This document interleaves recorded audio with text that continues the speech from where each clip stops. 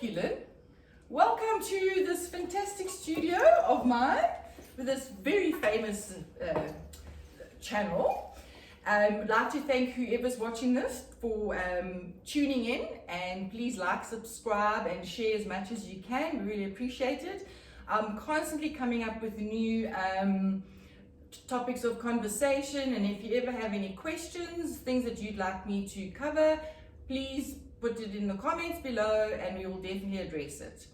Thank you. So, welcome, Lynn. Hi, thank you. Please tell us, yes, thank you for being here. So tell us exactly, what do you do?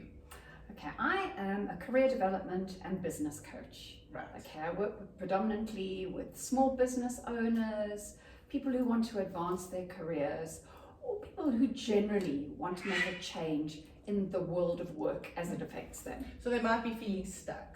Yeah. Okay. And then this sort of thing, is there a course or a degree or whatever, does one have to actually qualify to do this, or can anybody just do this job? Well, sadly, anybody can call themselves a coach and just go out there and make themselves available to the world at large. And very often people who are seeking coaching don't realize this. But personally, I would recommend that if you are looking for a coach, you do find somebody who has done a course which is either Commensa accredited, that's the Coaching and Mentoring Society of South Africa, or ICF or ICR accredited. Those are the American and European accreditations. Just to be sure that you are getting somebody that's worth what you're paying. Okay, great. I think a lot of corporates are having to realize that the wellness of their staff is extremely important now, especially post-COVID. Would you like to comment on that? Yes, indeed. People in the workplace are demanding a lot more flexibility these days. They want freedom to have both a work life and a home life, and they don't want to be part of this always-on culture. So I think COVID has actually made people redefine their work lives, and employers are having to take cognizance of the new needs. Unfortunately, corporations are a little slow to change. Yeah, and well, it's always about the figures and the bottom line, but I think also individually people have made a huge shift since COVID, where they've had to reassess their lives because their lives basically came to a grinding halt. So if people want to now look for a coach, how would you suggest they go about it?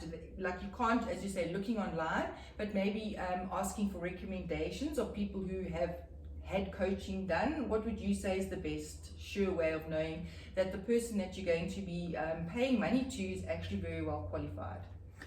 Okay. Well, certainly I would do my homework in terms of how they're qualified, look them up online, make sure they are what they say they are, and yes, ask for recommendations and references.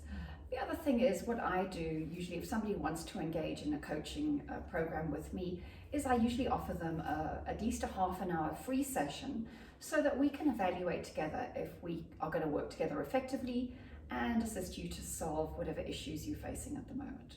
Okay, fantastic. I think that about covers it. Is there anything else from what we might have missed?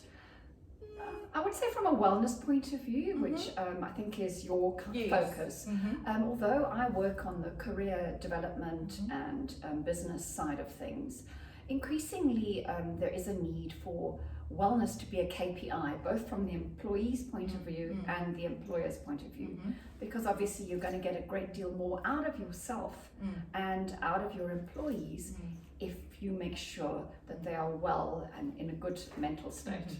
You said KPI, what does that mean? It's key performance indicators. Okay. And most employers and employees work towards KPIs.